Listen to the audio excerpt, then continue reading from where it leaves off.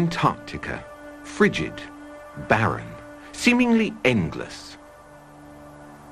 On December the 3rd, 1961, a 63-year-old woman by the name of A.Barnes set off single-handedly across this barrier of ice. On December the 18th, the weather turned against her. A week later, on Christmas Day, radio contact was lost. Miss Barnes was never seen again. This was to be the final leg in a journey that had started for her nearly half a century before. A journey ending in apparent failure. She had not succeeded in proving to the world that the Earth is flat. The argument, for all practical purposes, came to an end when the Church of England was established by law during the 16th century. They rejected many laws of the ancient Catholic Church, and to appear forward-thinking, they embraced many radical scientific notions prevalent at the time, including Copernicus' round Earth theory. With this endorsement, the theory found its way into the schools, which were then largely controlled by the Church.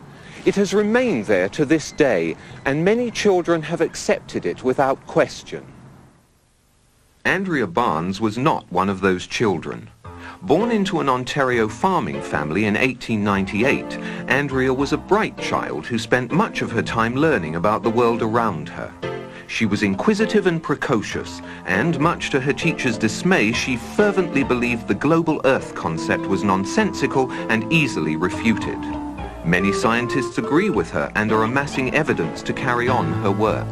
By the time Andrea was in her teens, her brother Andy had already decided to go into the transportation business, and many of her friends had turned to nursing as a vocation.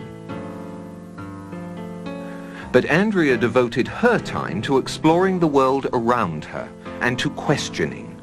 She was vehemently opposed to the use of globes in schools and formed a group to protest what she referred to as a load of old codswallop. They demonstrated in a manner they felt symbolic.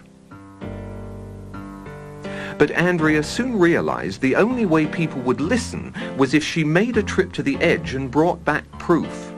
And so, on her 16th birthday, she set off across the snowy deserts of Antarctica with little more than a borrowed pair of skis. However, like Marcella some 300 years earlier, she was unprepared for the harsh conditions and was soon forced to turn back. She tried to raise money for a larger expedition, but her cause was overshadowed by the outbreak of World War I, and it became more important to worry about maintaining one's stake in the world than arguing over its shape.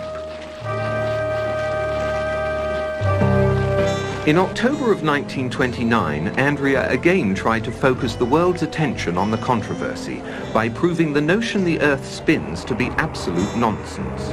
It was reasoned that if a dirigible was to go aloft in England and hold itself perfectly static, then by the accepted theory the Earth should rotate underneath it and New York should come into view some 4 or 5 hours later. In fact, England was never lost from view. The dirigible eventually ran low on fuel and had to land. Andrea insisted she had made her point. But New York wasn't paying attention that day. The stock market crash monopolized the headlines then and for some time to come.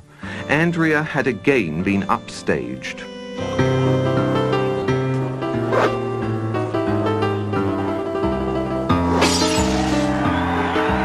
By November of 1938, Andrea was prepared for her second attempt to reach the edge. A consortium of financiers were providing her with a plane and a large enough crew to make a legitimate go of it. And so, once again, an optimistic Andrea found herself in Antarctica. And once again, fate was against her. A freak spring blizzard took them by surprise. They were unable to leave base camp, much less make a trip to the edge. The entire expedition was very nearly wiped out.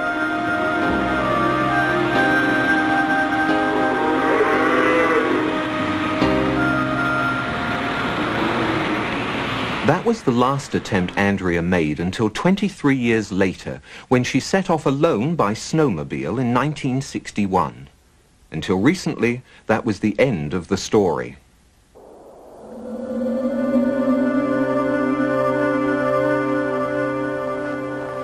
Early this year, a researcher stationed in Antarctica to study weather patterns found a snowmobile partially buried in a snowbank. It had run out of fuel and there were no signs of Andrea anywhere. But he did find these, a camera and a note. The note says only, "I have been there. The debate finally comes to an end. Signed, Andrea B." It had survived the frozen elements for nearly 30 years. Unfortunately, the researcher inadvertently opened the camera, exposing the film inside. Any pictures were lost, and Miss Barnes' trip is still very much shrouded in mystery. There was no description of what she had seen or how far away it was. But if we are to believe the note, then Andrea Barnes was very likely the first person in history to visit the edge of the Earth.